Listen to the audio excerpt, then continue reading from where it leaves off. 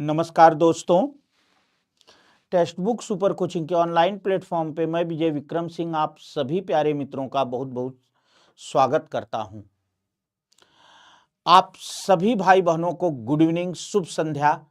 आप स्वस्थ रहें, प्रसन्न रहें, मुस्कुराते रहें, हंसते रहें और जीवन में जो है सदा आगे की ओर बढ़ते रहें।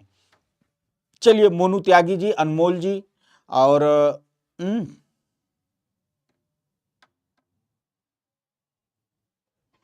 रीना जी, दीपक शुक्ला जी, नेहा तोमर जी और तमाम साथी जो भी मेरे भाई बहन जुड़ रहे हैं, आप सभी का आज की इस कक्षा में बहुत बहुत स्वागत है।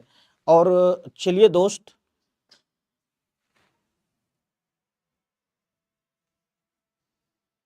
शुरू करते हैं आज की यह कक्षा।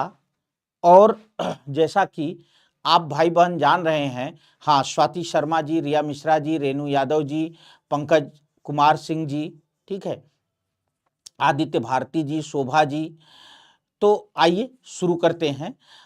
चलिए, आज की यह कक्षा और आज की इस कक्षा का पहला प्रश्न आपके सामने है। खाड़ी नहीं है बेटा, खड़ी है, ठीक है। खड़ी बोली, खड़ी बोली, खड़ी बोली को टकसाली नाम किसने दिया था? बहुत अच्छा क्वेश्चन है। और आप देखो बेटे कितना फायदा होता है कि आपने जो भी यहाँ वो किया था, तमाम चीजें आपको हूबहू वहां जो है देखने को मिल गई। टकसाली, तमाम क्वेश्चन जो आपने अलंकार में किए थे। हाँ, अच्छा, पेपर अच्छा हुआ? स्वाति जी,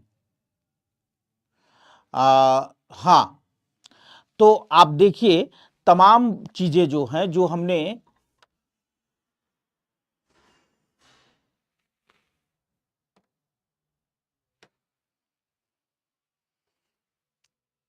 चलिए, चर्चा किया था, ये तमाम चीजें बेटे हमारे हाँ, एग्जाम में हूबहू हमको मिली। और ये कहीं ना कहीं एक अच्छी बात है, अलंकार वगैरह और तमाम चीजें आपने देखा होगा, सेम टू सेम वही फंस गए, अच्छा भी रहा, ठीक है। तो एक बात ध्यान रखना बेटा, हाँ, कि Gilchrist, John Gilchrist, John Gilchrist, John Gilchrist महोदय जो हैं बेटा, इन्होंने ही जो है खड़ी बोली को टकसाली नाम दिया था। बिल्कुल दीपक जी, दीपू जी, नायक जी, बढ़िया उत्तर आप दे रहे हैं, एकदम सही उत्तर दे रहे हैं। और जो है, हाँ, यही तो समस्या होता है बेटा ना, बाहर जाने पर कई बार इस तरह की समस्याएं आ जाती हैं आदमी के साथ। बाहर जाने पर कई बार इस तरह की दिक्कतें आ जाती हैं कि पता चला वहां जाकर के रहने को ढंग से नहीं मिला, रात ढंग से सो नहीं। बाहर सेंटर होना बड़ा गड़बड़ काम है। बल्कि इस मामले में मुझे यूपी का जो नया सिस्टम है, ये नया सिस्टम सही लगता है कि जो उत्तर प्रदेश में अब सरकार ने एक नया सिस्टम बना दिया, स्पेशली टीजीटी पीजीटी की अगर हम बात करें कि भाई अपने ही जिले में सेंटर रहता है, तो ठीक है, अपने जिले में रहता है तो आदमी के लिए बढ़िया है। और जो भी जिले का भाई, अगर वो दूर भी है तो अपना घर आ गया, एक आध दिन पहले घर आके रिलैक्स होके अपना देख लिया कहाँ है, सो अपने हिसाब से नजदीक कहीं पहुंच के रह लिया है। हाँ, हाँ, हाँ सालू जी, जी सालू जी, जी सालू जी, हाँ, हाँ, पर स्वाति जी बताएं।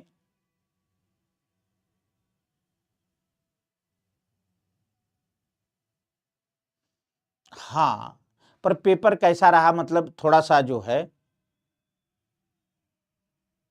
हम्म, चलिए, तो जॉन गिलक्राइस्ट, देखो जॉन गिलक्राइस्ट महोदय की मैं एक बात और भी बता दूं कि जब आपके क्या कहते हैं, fort William college, fort William कब कब स्थापना हुई थी बेटा, जल्दी से कमेंट करो। कॉलेज की स्थापना होने पर, फोर्ट विलियम कॉलेज की स्थापना होने पर उसके नहीं, उसमें हिंदुस्तानी विभाग, उसमें हिंदुस्तानी विभाग, जिसको हिंदी डिपार्टमेंट भी आप कह सकते हैं, ये भी एक अपने आप में प्रश्न ही है कि पूछा। हाँ बिल्कुल 1800 में, एकदम सही है। फोर्ट विलियम कॉलेज की स्थापना जब 1800 ईस्वी में हुई तो वहां जो हिंदुस्तानी विभाग था, हिंदी विभाग, मतलब उस समय जो हिंदी विभाग था बेटा, उसका नाम दिया गया था वहां हिंदुस्तानी विभाग। हिंदी विभाग या हिंदुस्तानी विभाग के प्रथम विभागाध्यक्ष बने, प्रथम विभागाध्यक्ष बने। ठीक है, तो ये चीज ध्यान रखना बेटे। और इन्होंने ही खड़ी बोली को टकसाली बोली कहा था।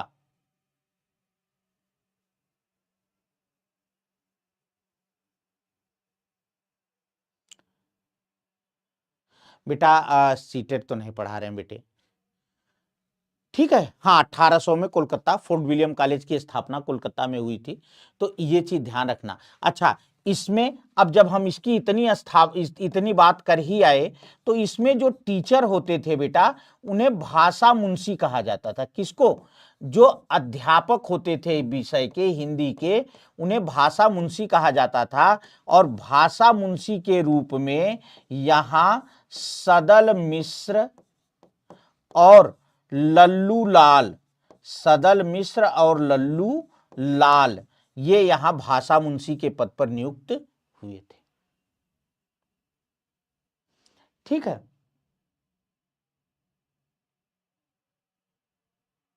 हाँ मनोज कुमार जी नमस्कार भैया।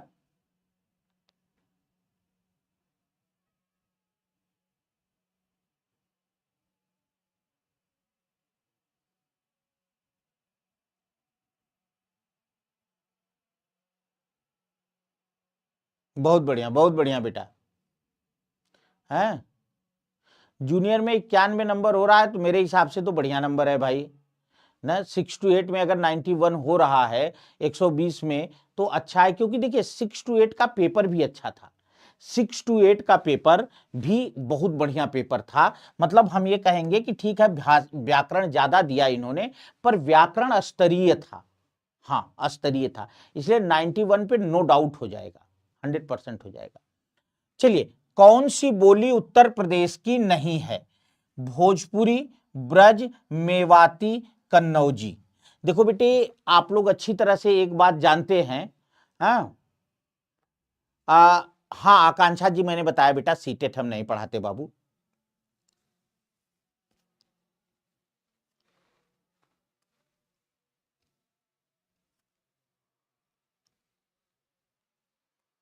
थैंक यू अविनाश जी।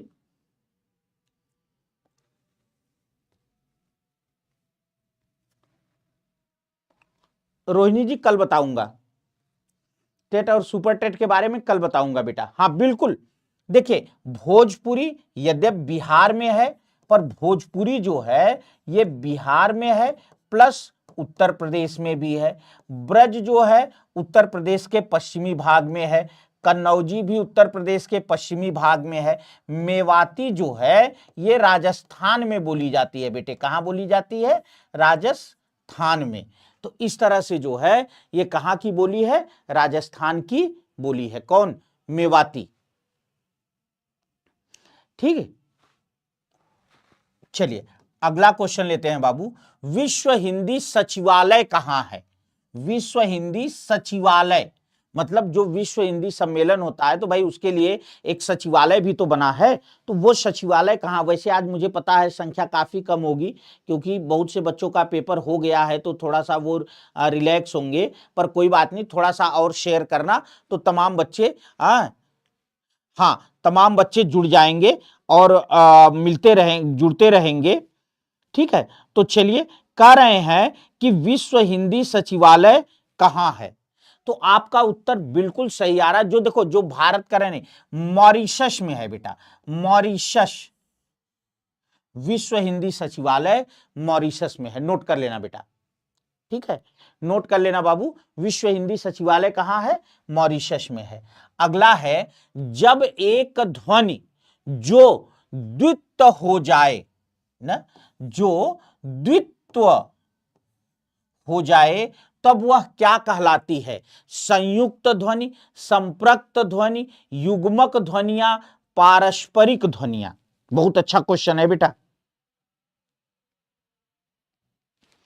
ठीक है, हां बिल्कुल बिल्कुल एकदम सही उत्तर सब लोग दे रहे हैं और एकदम आपका उत्तर सही भी है बेटा। देखो, एक ध्वनि जब द्वित्व हो जाती है तो उन्हें युग्मक ध्वनियां कहते हैं ना। जैसे हम अगर कहें कि बार बार, तो देखो ये द्वित्व हो गई, तो द्वित्व को ही युग्मक कहते हैं, द्वित्व को ही युग्मक कहते हैं। बार बार, घर घर, वन वन, तो ये हमारी जो ध्वनि है बेटा, ये हमारी क्या कहलाती हैं? युग्मक ध्वनियां कहलाती है। ठीक है, हां दिल्ली,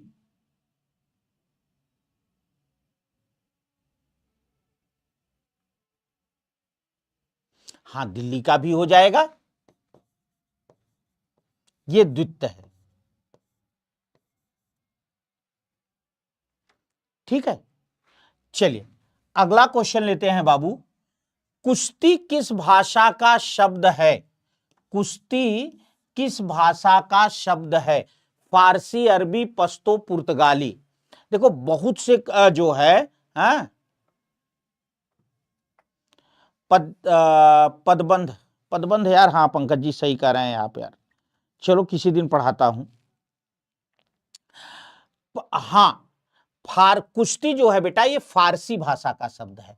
तो मैंने आपसे बार बार कहा था, बार बार आप लोगों से मैंने रिक्वेस्ट की कि जितने, हाँ मान सिंह जी नमस्कार, मैंने कहा था कि जितने भी बच्चे हैं मेरे, आप लोग एक काम करिए कि जितना जो भी मैं बताता चलता हूं आपको कि ये भाषा का शब्द है, इस भाषा का शब्द है, उसे कहीं ना कहीं नोट कर लिया करिए। और जिसने भी नोट किया होगा, हाँ भोजपुरी बयार जी बिल्कुल सही उत्तर है आपका, तो जिसने भी नोट किया होगा बेटे, बहुत सारे क्वेश्चन, दरअसल हम वही क्वेश्चन लेते हैं जो परीक्षाओं में अक्सर पूछे गए हैं या पूछे जाते हैं।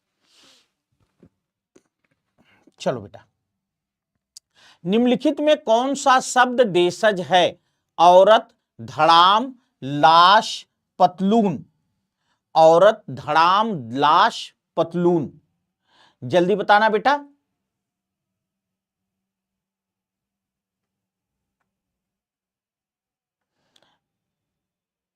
हाँ ठीक है, बढ़िया है बेटा,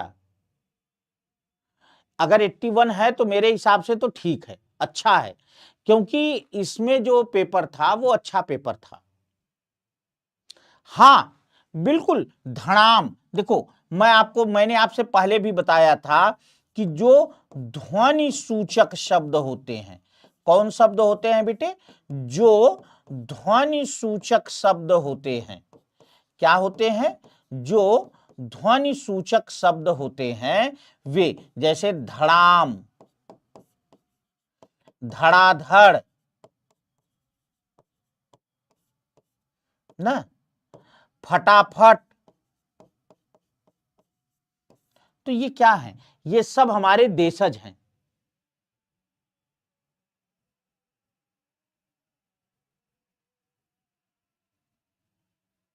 बेटा देखिए आकांक्षा जी, मेरी बात समझो आप, हर चीज का संस्थान का एक नियम कानून होता है और कोई भी संस्थान एक नियम से चलता है ना, और हर संस्थान का अपना एक नियम कानून होता है बेटे, और वो उसी से चलता है। तो मेरे प्यारे बच्चे, ऐसा नहीं कि सब कुछ हमारे मन से या आपके मन से हो जाए ना, इन चीजों को समझना चाहिए बेटा, आप लोग बड़े बच्चे हैं। मुख्य अतिथि के सम्मान में यह आयोजन किया गया है। मुख्य अतिथि के सम्मान में यह आयोजन किया गया है। यह वाक्य, इस वाक्य में रेखांकित में कारक बताइए। सम्मान में यह आयोजन किया गया है। मुख्य अतिथि के सम्मान में यह आयोजन किया गया है। तो कह रहे हैं कि सम्मान में कौन सा कारक है? अरे वाह, क्या बात है मोनू जी, बिल्कुल सही है। अधिकरण कारक में पय पर, अधिकरण ही होता है ना, अधिकरण कारक का चिन्ह होता है बेटा में पय पर, ये किसका चिन्ह होता है? अधिकरण कारक का चिन्ह होता है। तो यहां जो में पय पर है ये अधिकरण कारक है, तो इसलिए ध्यान रखिएगा। है अविनाश जी, कोई बात नहीं, यहां जुड़िए, यहां टीजीटी पीजीटी का बैच ले लीजिए और आराम से पढ़ते रहिए। बढ़िया, ठीक है बेटा। हाँ, क्लियर, सबको क्लियर बेटा। अतिथि के सम्मान में, तो में माने अधिकरण कारक, इसमें कुछ बताने जैसा है ही नहीं। अगला, मैंने इस समस्या का समाधान खुद ही निकाल लिया। खुद ही में कौन सा सर्वनाम है?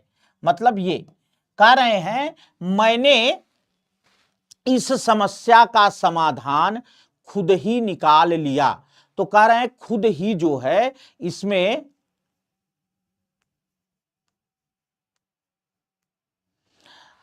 अर्थ के अनुसार नहीं। देखो बेटे, बात आपकी सही है कि कह रहे हैं मुख्य अतिथि के सम्मान में, तो कह रहे हैं कि सर मुख्य अतिथि में मतलब जो है कह रहे हैं कि सम्मान के लिए। नहीं बेटे, यहां ध्यान रखिएगा, यहां के लिए नहीं है, यहां क्या है मैं आपको बता दूं, चलो आपका कंफ्यूजन दूर कर दूं, क्योंकि एक साथी का कमेंट आया, उन्होंने कहा कि सर मुख्य अतिथि के सम्मान में यह आयोजन किया गया है।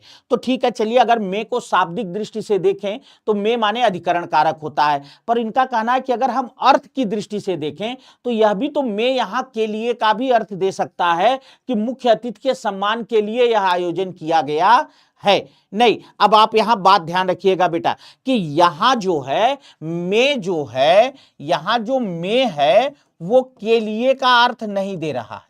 में जो है वो के लिए का अर्थ नहीं दे रहा है। क्यों नहीं दे रहा है, मैं इसका रीजन बताऊं। मुख्य अतिथि के सम्मान में मतलब कि कार्यक्रम आयोजन किया गया, तो आयोजन, ध्यान रखना बेटे, आयोजन का आधार क्या है? आयोजन का आधार है सम्मान, ये चीज है, इसलिए यहां अधिकरण कारक होगा। बिल्कुल काम आएगा बेटा, बिल्कुल काम आएगा सिलू जी, यही सब आएंगे, यही सब आएंगे ही। ठीक है, हां, चलो। मैंने इस खुद ही में कौन सा पुरुष निश्चय निजवाचक संकेतवाचक, तो देखो एक बात ध्यान रखना बेटा कि अब आप यहां देखिए खुद ही, तो मैंने आपको बार बार एक ही बात बताई है बेटे कि जिस सर्वनाम का अर्थ, जिस सर्वनाम का अर्थ स्वयं या जिस सर्वनाम का अर्थ स्वयं या खुद निकले वह क्या होता है? वह निजवाचक सर्वनाम होता है। वह क्या होता है मेरे बच्चे? वह निजवाचक सर्वनाम होता है, जिस सर्वनाम का अर्थ स्वयं या खुद निकले। अब मैंने खुद ही तो ऑलरेडी है, तो इसमें पूछना ही नहीं, निजवाचक है, और सारे भाई बहन जो है उत्तर दे रहे हैं। हाँ, चलो अगला क्वेश्चन देखते हैं बेटा। भारत की सबसे छोटी नदी गंगा तथा लंबी नदी यमुना है, सब इसमें सबसे क्या है? छोटी, छोटी नहीं, छोटी है। भारत की सबसे छोटी, मतलब अब इसको जीके के लेवल पर मत ले जाना यार कि कह दो कि गलत है ना, मैं बस केवल एक प्रश्न है कि भारत की सबसे छोटी नदी गंगा और सबसे लंबी नदी यमुना है। यहां जो सबसे शब्द है, ये सबसे क्या है? विशेषण, प्रविशेषण, विशेष से विधेय। तो देखो अब चलो, कुल मिलाकर यहां विशेषण की बात कर रहे हैं। ये जब विशेषण की बात कर रहे हैं तो हम पहला काम करेंगे, पहली बात जितनी संज्ञा हैं उनको अंडरलाइन करेंगे। भारत, नदी, गंगा। देखो नियम से चलोगे तो व्याकरण कभी गलत नहीं होगा। अगर फिर नदी, फिर यमुना, ठीक है। अब देखिए, नदी की विशेषता है कि वह लंबी है, इसका मतलब कि यह शब्द हो गया विशेषण। लंबी शब्द विशेषण हो गया। यहां नदी की विशेषता है कि वह छोटी है, इसका मतलब छोटी शब्द हो गया विशेषण। छोटी शब्द क्या हो गया? विशेषण हो गया। अब छोटी से पहले आया सबसे छोटी, तो मैंने बताया था अगर विशेषण से जस्ट पहले कोई ऐसा शब्द आए जो मात्रा बताए, कम या ज्यादा, सबसे छोटी मतलब सबसे ज्यादा छोटी, तो यहां जो सबसे शब्द है बेटा वो ज्यादा का बोध करा रहा है। किसका बोध करा रहा है? ज्यादा का। और मैंने बताया था अगर विशेषण से जस्ट पहले कोई शब्द ऐसा आए जो कम या ज्यादा का बोध कराए तो हमेशा उसको प्रविशेषण कहते हैं। इससे सरल कोई समझा नहीं सकता बेटा, मेरी बात ध्यान से समझ लेना।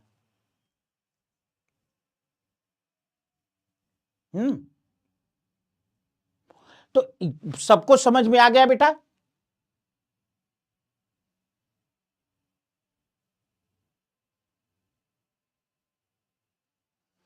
ठीक है, चलो अगला, इनमें से कर्तृवाच्य का उदाहरण कौन सा है? इनमें से कर्तृवाच्य का उदाहरण कौन सा है? कर्तृवाच्य, देखो पहली बात तो हमें पता है कर्तृवाच्य कहां होता है। कर्तृवाच्य वहां होता है जहां वाक्य में क्या होता है बेटा? कर्ता प्रधान होता है।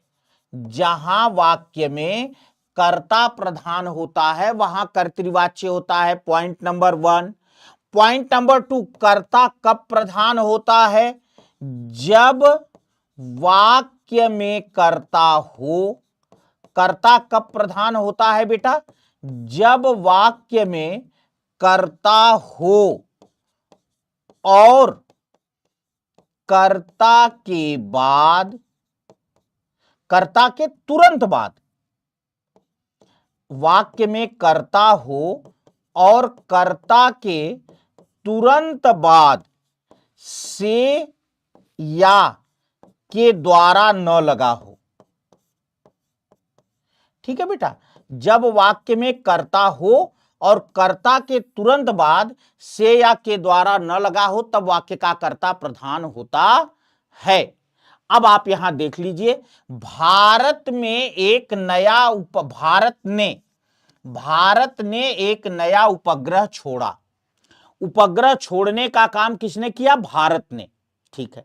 मां ने बेटी को पुकारा। मां ने बेटी को पुकारने का काम किसने किया? मां ने। श्याम के द्वारा पुस्तक पढ़ी गई। अब यहां देखो बेटे, ठीक है, तो श्याम के द्वारा, अब मैंने बताया था कर्ता पुस्तक पढ़ी। अब यहां देखो, भारत ने एक नया उपग्रह छोड़ा। यहां उपग्रह छोड़ना क्या है? क्रिया है, और छोड़ने का काम कौन किया? भारत किया। तो भारत कर्ता है। अब कर्ता के बाद से या के द्वारा नहीं आया। पहले देख लो, मां ने बेटी को पुकारा। पुकारना क्या है? क्रिया है। पुकारने का काम किसने किया? मां ने किया। तो मां इस वाक्य का कर्ता है। ठीक है। के द्वारा लग गया, के द्वारा लगते ही ये गौण हो गया, इसका मतलब ये नहीं है। अब मैं जरा सा इसमें देख लूं कि कहीं ऐसा तो नहीं था कि कौन सा नहीं है दिया हो। चलो,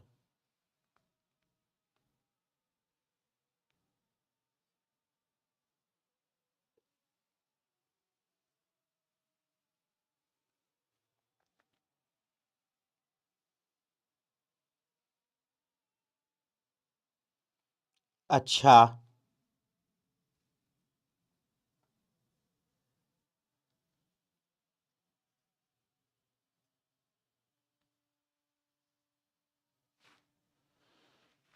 कौन सा नहीं है, वही मैं कह रहा हूं ना, कहीं दिक्कत हो सकती थी। ये है कौन सा नहीं है। अब हमारा सही उत्तर हो गया सी। क्यों? ए भी कर्तृवाच्य है, बी भी कर्तृ। अब देखो इसको छोड़ दो, ये ऐसे में कभी कभी ये वाले गलत ही, छोड़ दो, इसे हटा दो। ठीक है, तो अब हमारा जो सही सही उत्तर आया वो सी हो गया। ठीक है, इसमें कर्तृवाच्य नहीं है। क्यों? मां का भारत ने छोड़ा तो करता है, कर्ता के बाद से के द्वारा नहीं आया है, ये कर्तृवाच्य है। मां ने बुलाया, बुलाने का काम मां कर रही, मां के बाद भी कर्तृ जो है वो नहीं आया है।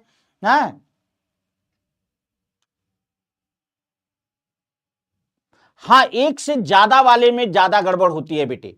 ये वास्तव में सरल प्रश्न भी कठिन हो जाता है। एक से ज्यादा सही है, एक से कम सही है, ये थोड़ा सा दिक्कत करता है। ठीक है बेटा, चलो अगला क्वेश्चन लेते हैं बाबू। बारिश हो रही थी, बहुत बार मैंने कराया है यार। बारिश हो रही थी वाक्य में कौन सा काल है? इसमें आपको बताना ही नहीं, बहुत बार मैंने कराया है। बारिश हो रही थी, इस वाक्य में कौन सा काल है? ठीक है, तो देखो बेटे, संदिग्ध भूत, भूत भूत भूत। पहली बात तो मैंने बताया था काल का प्रश्न हमेशा इधर से सॉल्व करना है, पर कब इधर से नहीं चलना, जब चारों विकल्प एक हो। तो हम यहां देख रहे हैं चारों में भूतकाल है, इसका मतलब हमें दिक्कत नहीं है। अब हमें इधर से चलना है, तो हमने आपको दो लक्षण बताए थे। क्या?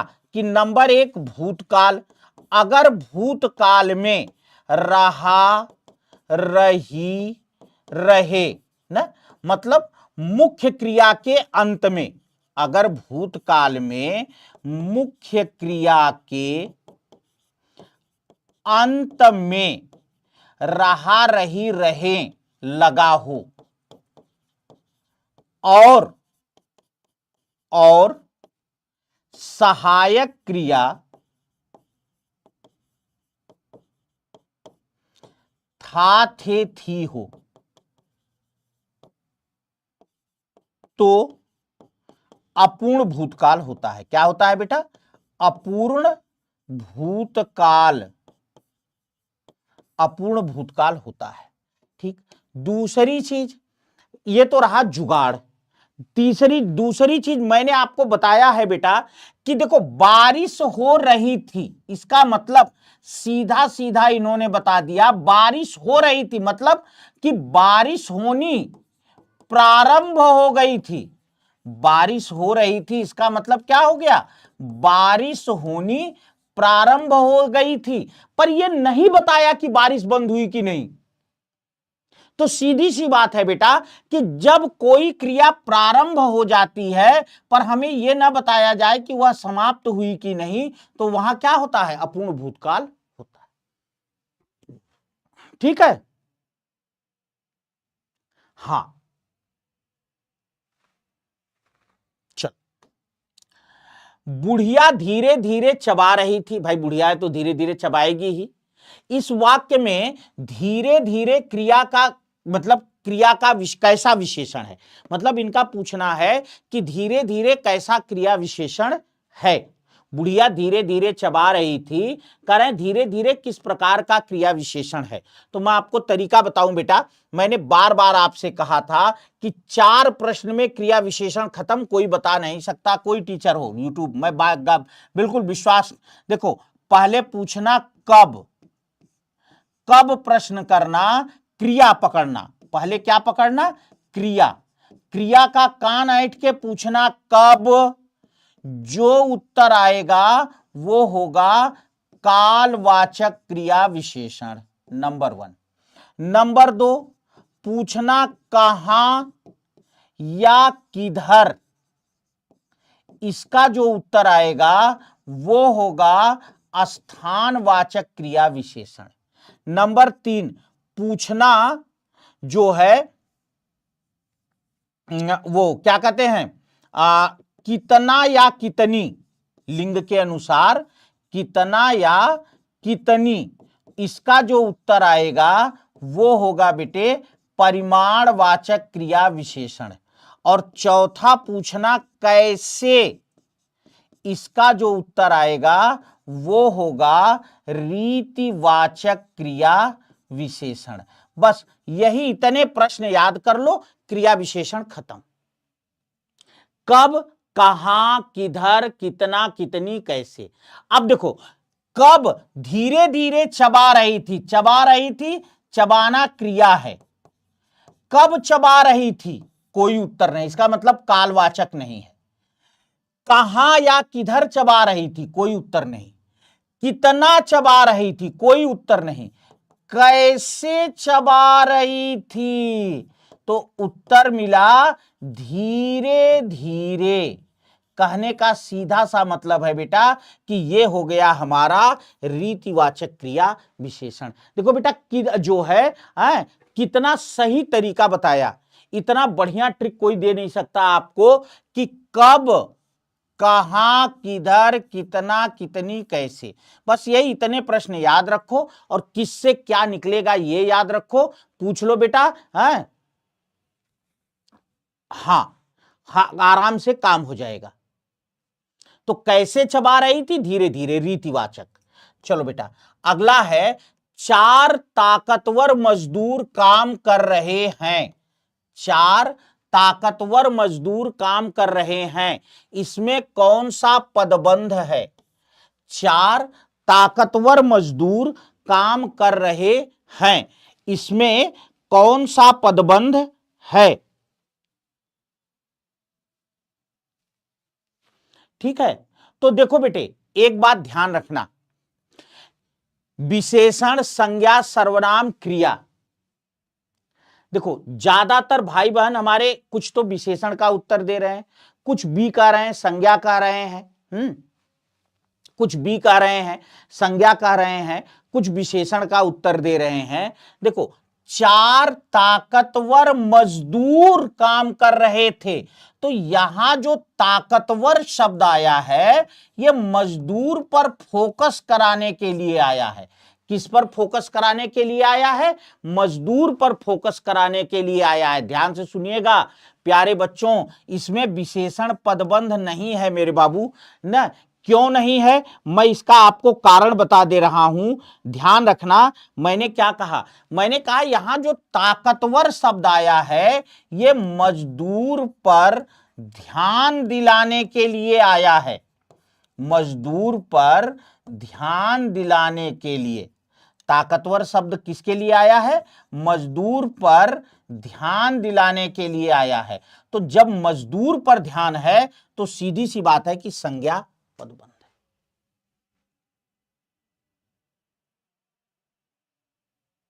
ठीक है, अच्छा, चलिए, जो बहुत कम गति से कार्य करता हो, बहुत कम गति से कार्य करता हो उसे क्या कहते हैं? मंथर, मंदाक्रांता, दीर्घ सूची, दीर्घ सूत्री ना।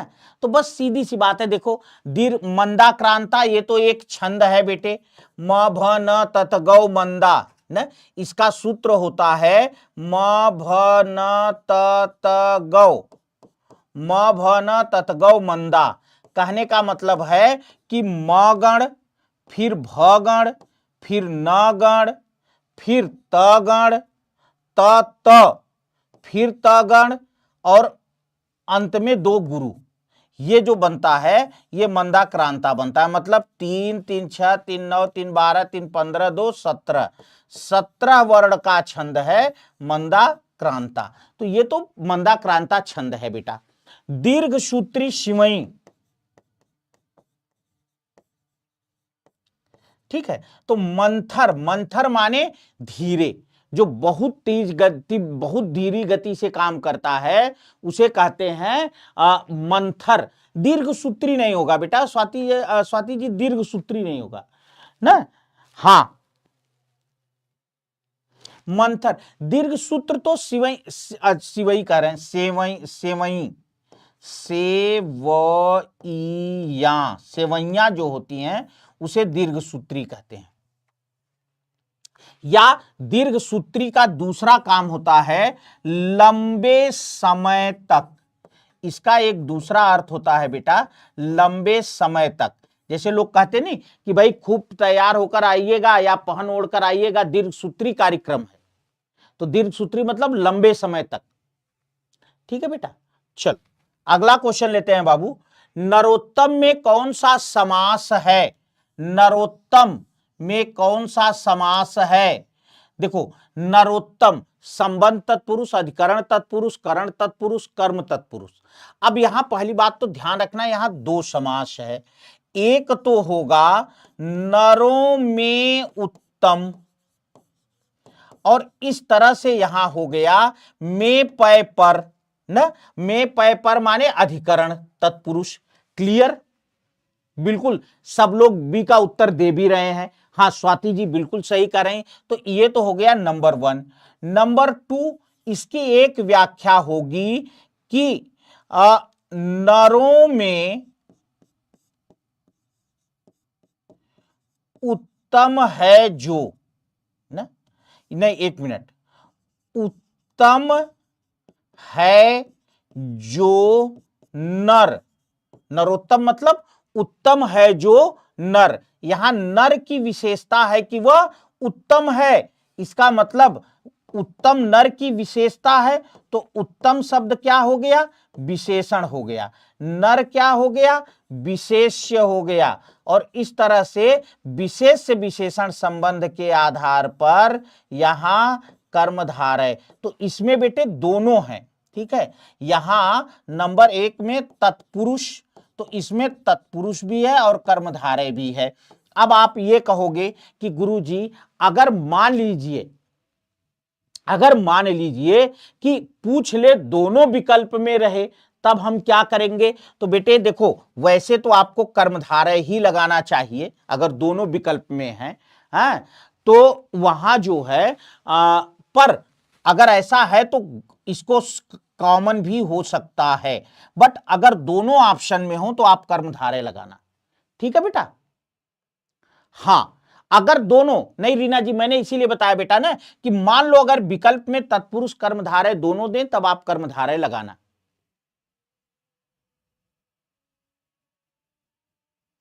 हां तो कर्मधारय लगा लेना, ठीक। चलो,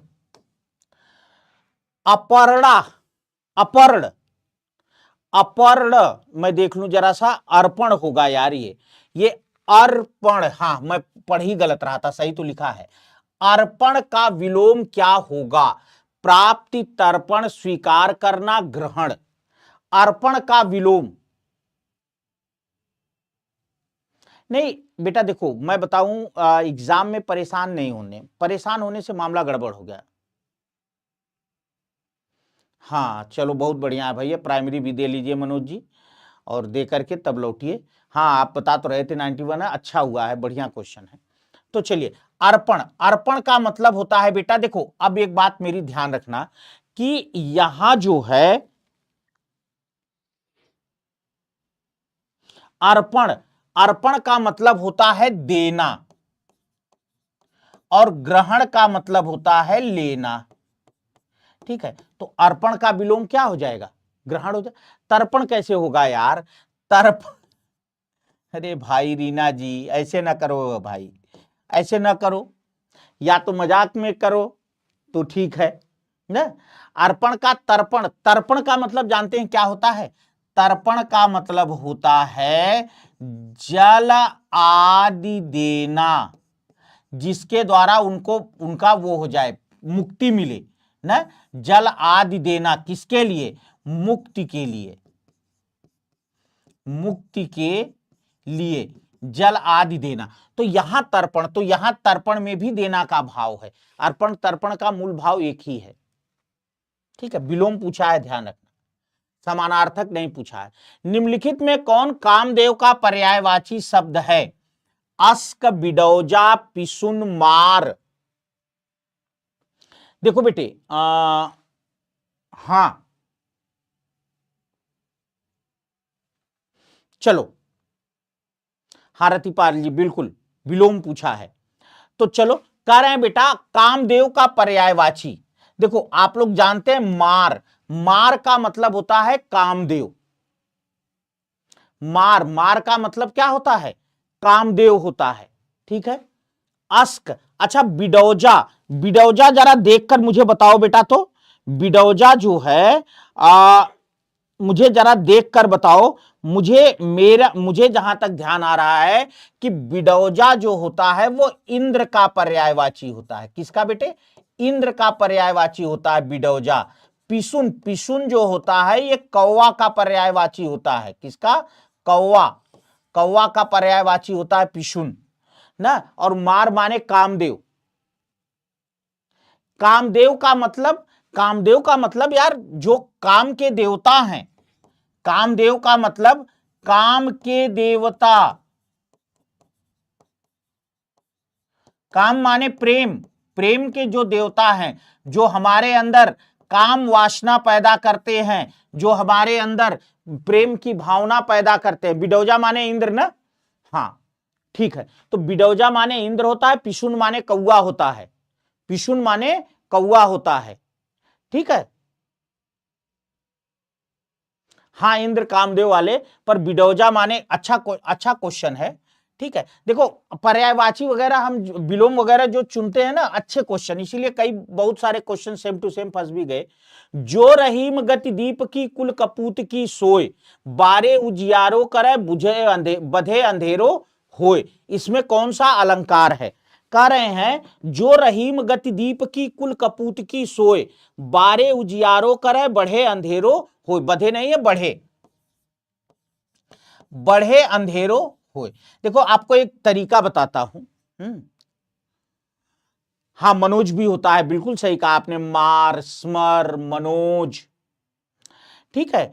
अब मेरी बात ध्यान से सुनना बेटे, एक बात देखो, जो रहीम गति दीप की, पहले यहां ध्यान दो, कुल कपूत की सोय, जो सोय मतलब अगर, मेरी बात ध्यान से समझो, अगर काव्य में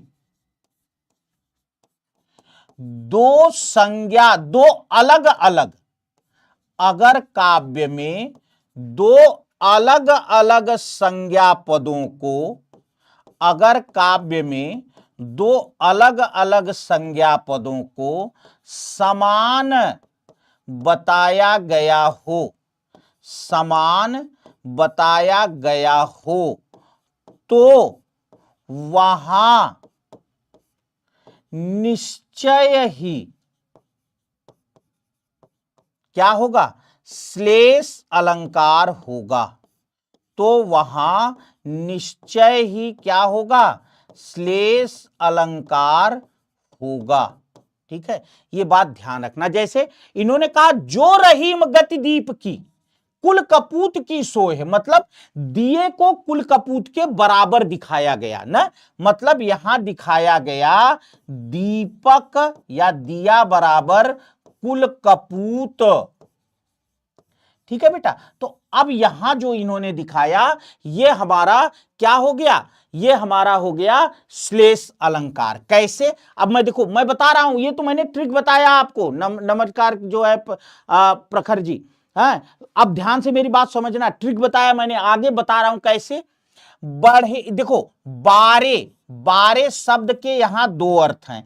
एक बारे का अर्थ है जलाना, दीपक के अर्थ में या जलना, और एक बारे का अर्थ है बचपन, कुल कपूत के अर्थ में। तो एक तो ये समझ में आया। दूसरा बढ़े, बढ़े के भी दो अर्थ हैं। एक बढ़े का अर्थ है बुझना, और दूसरा बड़े का अर्थ है बढ़े का बड़ा होना। अब समझो बेटे क्या कह रहे हैं कि जो रहीम गति दीप की कुल कपूत की सोई, जो गति दिए की होती है सेम वही गति कुल के कपूत की होती है। क्यों? बारे उजियारो करे, जब तक दिया जलता है तब तक प्रकाश रहता है। इसी तरह से कुल का कपूत जब तक बचपन में होता है, छोटा बच्चा होता है, तब तक हर छोटा बच्चा अत्यंत आज्ञाकारी और प्रतिभावान होता है। हर छोटा बच्चा अत्यंत आज्ञाकारी और प्रतिभावान होता है। उसकी आज्ञा, उसकी प्रतिभा तब समझ में आती है जब 10वीं 11वीं में 12वीं में पढ़ता है। 15 16 साल 17 साल 18 साल का जब होता है तब उसकी आज्ञा और प्रतिभा समझ में आती है।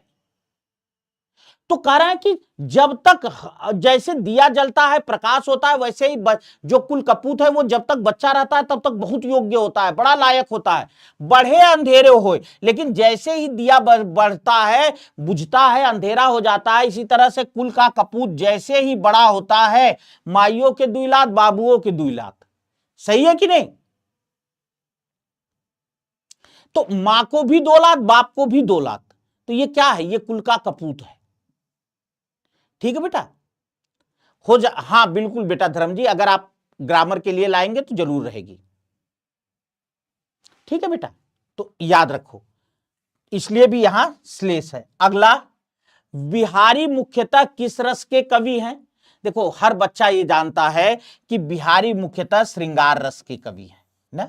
और शुक्ल जी ने कहा है ना कि बिहारी के, इससे भी आपको याद रहेगा, बिहारी के दोहे क्या हैं? मानो रस के छोटे छोटे छींटे हों। बिहारी के दोहे क्या हैं? मानो रस के छोटे छोटे छींटे हों। तो रस माने श्रृंगार रस। किसने कहा? शुक्ल जी ने कहा। किसने कहा बेटा? आचार्य रामचंद्र शुक्ल जी ने कहा कि बिहारी के दोहे क्या हैं? मानो रस के छोटे छोटे छींटे हों। तो ये जो है श्रृंगार रस के कवि हैं बिहारी। चलिए, छंद शास्त्रों में गति का अर्थ क्या है? चरण, विराम, लय का प्रवाह, अंत वर्ण में ई की आवृत्ति। गति, देखो बेटे उस दिन हमने पढ़ा था यति। यति का मतलब होता है विराम। विराम मतलब छंद को पढ़ते समय जहां हमें रुकना होता है उसे यति कहते हैं या विराम कहते हैं। अब दूसरा है गति। गति को हम लय भी कहते हैं ना। अब आप समझ गए, गति का मतलब है लय का प्रवाह। लय का प्रवाह मतलब किस छंद को किस प्रकार पढ़ना है, किस छंद को किस प्रकार पढ़ना है, यही कहलाता है गति या लय। जैसे मैं आपको बताऊं, मान लीजिए हम पढ़ रहे हैं कि वे रहीम नर धन्य हैं, पर उपकारी अंग, बांटन वारे को लगे, ज्यों मेहंदी को रंग। ये क्या है? दोहा है। लेकिन जो है अब अगर हम मान लीजिए चौपाई पढ़ रहे हैं ना, अगर हम चौपाई पढ़ रहे हैं, प्रातः काल उठ के रघुनाथा, माता पिता गुरु नाम ही माथा। अब ये क्या? देखो दोनों को पढ़ने का तरीका अलग अलग है, यही गति कहलाती है। तो गति का मतलब है बेटा कि छंद को किस तरह से पढ़ना, उसी को लय भी कहते।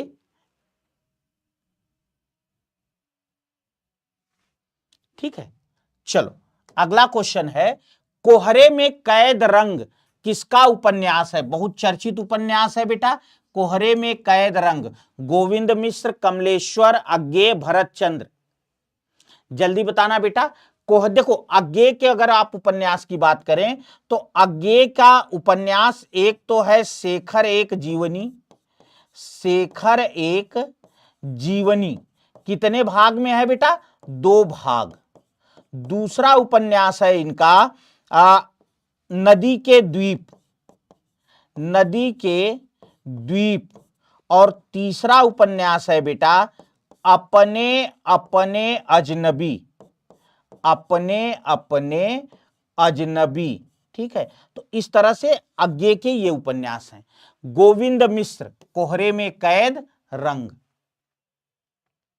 नहीं मनोज जी, कमलेश्वर का नहीं है, ध्यान रखना बेटा। हां,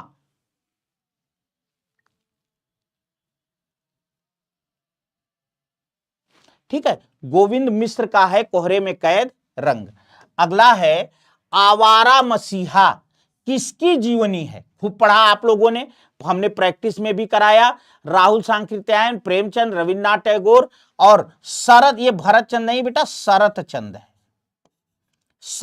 शरत चंद्र। ठीक है, तो बताना कह रहे हैं। हाँ, 2008 में साहित्य अकादमी मिला था। बहुत बढ़िया बेटा ना, बहुत अच्छा बताया आपने। मैंने कहा ना कि पुरस्कृत रचना है ये, तो साहित्य अकादमी। वेरी गुड रीना, साहित्य अकादमी मिला कब का? 2008 का। ठीक है, चलो अगला आवारा मसीहा। सब लोग जानते हैं बेटा कि शरत चंद्र चट्टोपाध्याय या चटर्जी के जीवन पर आधारित है आवारा मसीहा। शरत चंद्र चटर्जी या चट्टोपाध्याय के जीवन पर आधारित है, आवारा मसीहा। ठीक है, और ये किसकी जीवनी है? शरत चंद्र जी की जीवनी है। अच्छा, लिखा किसने आवारा मसीहा? लेखक बताना बेटा, जल्दी से बताना, लेखक, लेखक बताना। हाँ चलो मैं देखूं कौन जल्दी से बता देता है। लेखक कौन है? हाँ, प्र आ रहा है उसमें, और बताओ बेटा। विष्णु, देखिए गिरीश जी ने कहा विष्णु ना। हाँ, अच्छा बताया किसी और ने, अरे वाह। हाँ, प्रेमचंद नहीं है बेटा, विष्णु प्रभाकर, बिल्कुल। ये जो है आवारा मसीह, मैंने कहा ना प्रभाकर आ रहा है, तो प्रारा विष्णु प्रभाकर। आवारा मसीहा जो है ये जीवनी किसकी है बेटा? ये जीवनी विष्णु प्रभाकर जी ने लिखी है और शरत चंद्र चट्टोपाध्याय की जीवनी है। आनंद कादंबिनी पत्रिका कहां से प्रकाशित होती थी?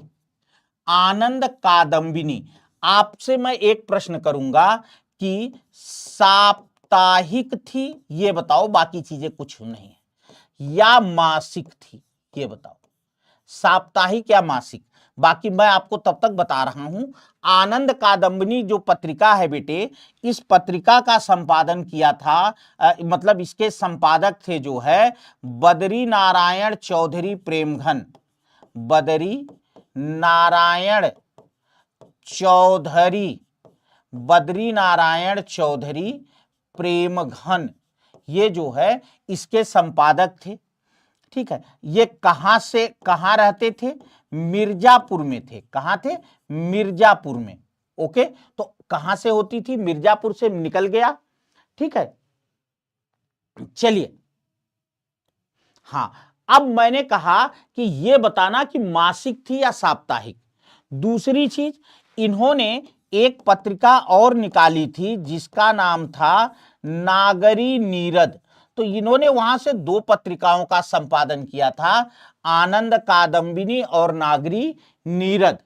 मासिक मोनू जी कह रहे हैं, मोनू जी मासिक कह रहे हैं, स्वाति जी भी मासिक कह रही हैं। ठीक है, तो देखो बेटा, हाँ बिल्कुल, तो ये वाली जो थी आपकी आनंद कादंबिनी, ये मासिक थी। मासिक मतलब महीने में एक बार। और नागरी नीरद जो थी बेटा, ये साप्ताहिक थी, हफ्ते में एक बार। ओके,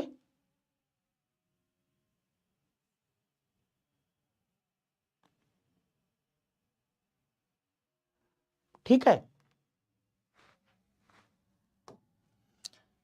कामायनी के कुल कितने सर्ग हैं? चलो जल्दी बताना।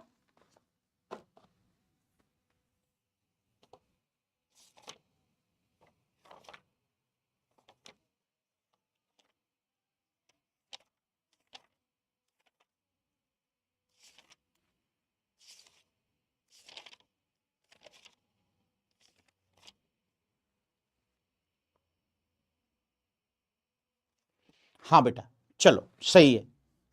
कामायनी में कुल 15 सर्ग हैं, और आपको पता है पहला सर्ग इसका जो है चिंता है। 15वां जो इसका सर्ग है, 15वां सर्ग जो है वो आनंद है। ठीक है, तो चिंता, आशा, श्रद्धा, काम, वासना, लज्जा ना, मैंने बताया था। कामायनी, हाँ, जयशंकर प्रसाद, 1936, मंगला प्रसाद पारितोषिक,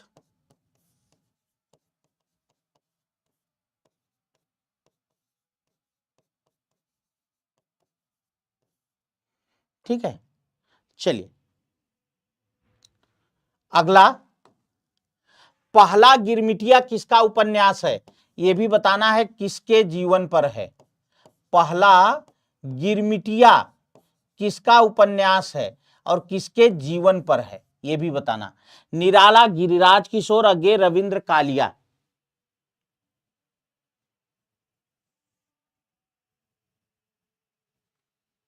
बताएंगे बताएंगे, खुशबू जी बता देंगे, बता देंगे बेटा, बता देंगे। ठीक है, हाँ चलो बेटा जल्दी बताओ। पहला गिरमिटिया गिरिराज किशोर का है। किसका है? गिरिराज किशोर। और बिल्कुल ये किसके जीवन पर है बेटा? गांधी जी के जीवन पर। किसके? गांधी जी के। ठीक है, पहला गिरमिटिया गांधी जी के जीवन पर है और ये गिरिराज किशोर की रचना है। ठीक, चलो तो बस इतना ही। भाई जिन बच्चों ने हमारा टेलीग्राम चैनल हिंदी बाय विजय विक्रम सर नहीं ज्वाइन किया है, प्लीज ज्वाइन कर लीजिए। मिलते हैं कल फिर 7 बजे यूट्यूब पर इसी टाइम। तब तक के लिए बहुत बहुत धन्यवाद।